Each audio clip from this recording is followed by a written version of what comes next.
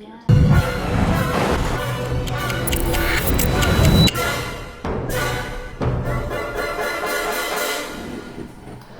you.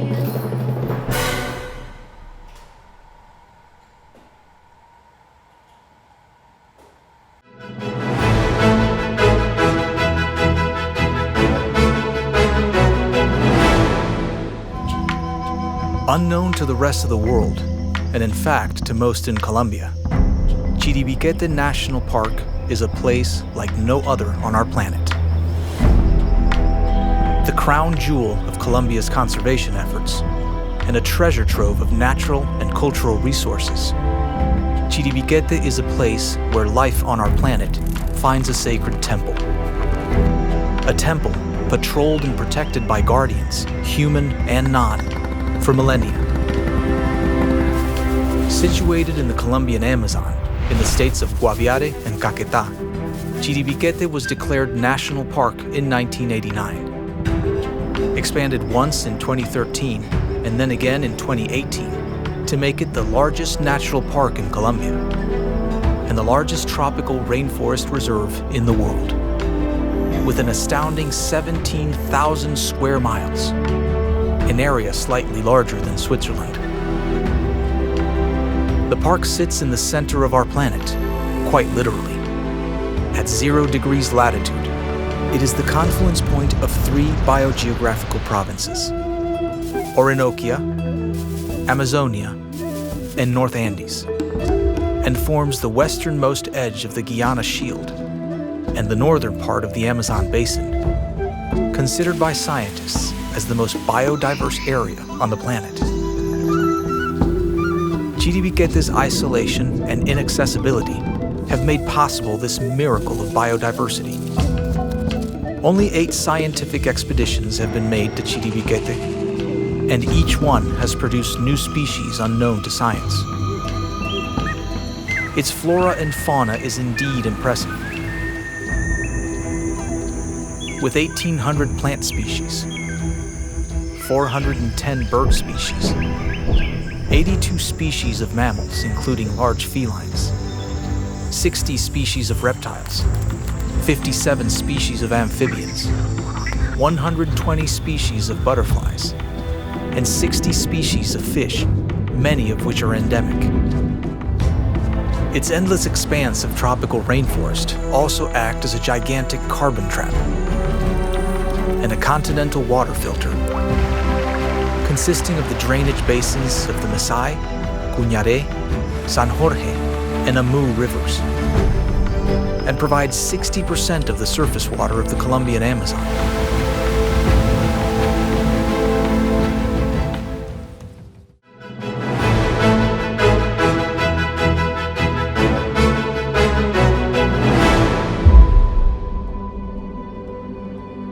Most people find it hard to believe, but I live and work in a fully net zero development. I also live in the sustainable city, the first community of its type in Dubai. We have 11 biodome greenhouses and a 10 megawatt peak solar production, and it was built to prove the idea that a wholly sustainable community is possible. So I've been a practicing landscape architect for the last 16 years here in Dubai. And over those years, I've really developed a passion for what I call a productive landscape. So a landscape that doesn't just look beautiful, but serves a purpose for growing food, creating habitat, creating shade and microclimates. In 2019, I joined Expo 2020. And Expo 2020, of course, is the most amazing place. And it has a very strong focus on sustainability. It's one of its key principles there. So it's always been a dream of mine to try and live off of one of the landscapes that I've created. Coming into my 50th year, I decided to set myself a challenge, which I call the Sustainable Human Project. The Sustainable Human Project is about eating from one of the landscapes that I have designed and implemented for one whole entire year. Essentially, it's around food that I grow or trade for with my neighbors within the neighborhood that I live in. So it's been just a fantastic learning process. And when you look at the 3 pillars of sustainability, social, economic and environmental.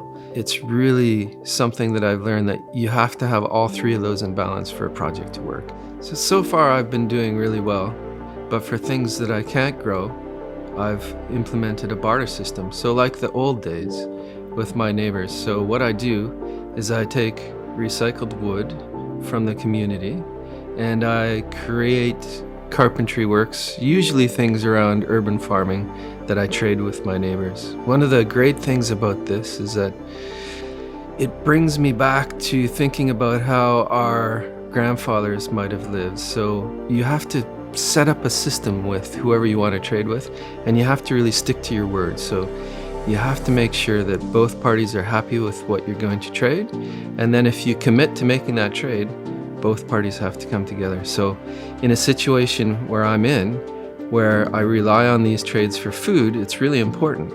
And that makes me think back to the days where people had to stick to their word, and their word was so important, because if you didn't, very important things like your food, your shelter would fall through.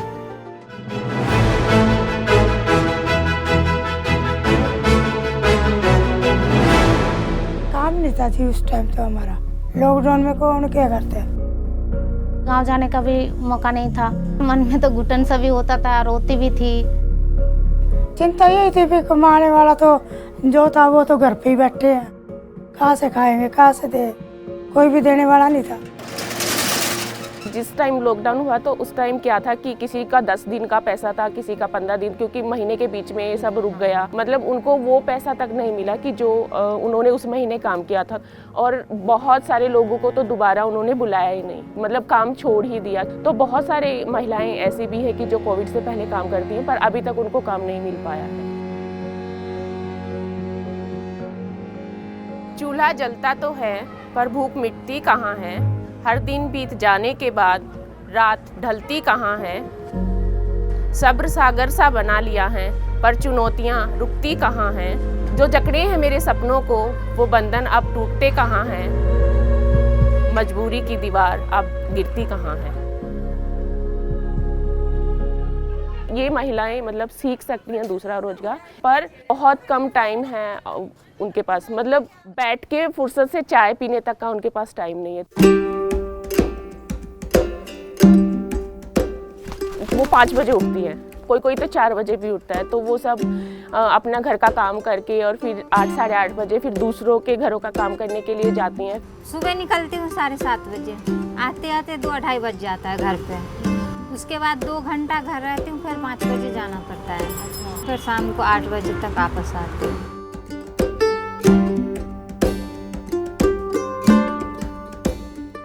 Lockdown के समय में हम लोग phone के ज़रिए, call के ज़रिए महिलाओं से, डोमेस्टिक वर्कर्स से बात करते थे, जो हमारा नेटवर्क था। उससे ये निकल के आया कि अगर हमारे पास कोई एक ऑल्टरनेटिव हो कि ऐसी सिचुएशन फ्यूचर में भी आए तो हम लोग उसको कैसे हैंडल कर सके, कैसे हम लोग उसको लेके प्रिपेयर रहे पहले से। हम लोगों ने उस पर कई चर्चाएं किए, फोकस ग्रुप डिस्कशन किया, उनके साथ विजनिंग एक्सरसाइज किया, और उसके बाद पता चला कि ये जो नीड्स है ये पैसों से जुड़ा हुआ है, पैसों के मुद्दे से जुड़ा हुआ है। वो कुछ अपना बिजनेस स्टार्ट करना चाहती है, वो अपने स्किल को इन्हांस करना चाहती है। ये एक ऐसा स्पेस इनको पहली बार मिला है कि जहाँ हफ्ते में 2-3 बार तो सबका मिलना हो जाता है, बातें करते, समाधान ढूंढते हैं। तो मतलब उनको वो चीज़ें रियलाइज़ हो रही है कि ये सेंटर हमारा है और हमें जानकारी मिल रही है, हमें गवर्नमेंट स्कीम हो या अपने सेल्फ की जानकारी हो, आसपास जो माहौल है उस सब की जानकारी, तो उनको लगता है अपनापन है यहाँ पे। हर अपने काम को हम बचा सकते हैं अगर हम आगे बढ़ेंगे, हम लड़ेंगे, संघर्ष करेंगे, आगे चलेंगे। हर चीज़ की ताकत हम औरतों के पास होती है। आपको करना पड़ेगा, पहला कदम आपको उठाना पड़ेगा।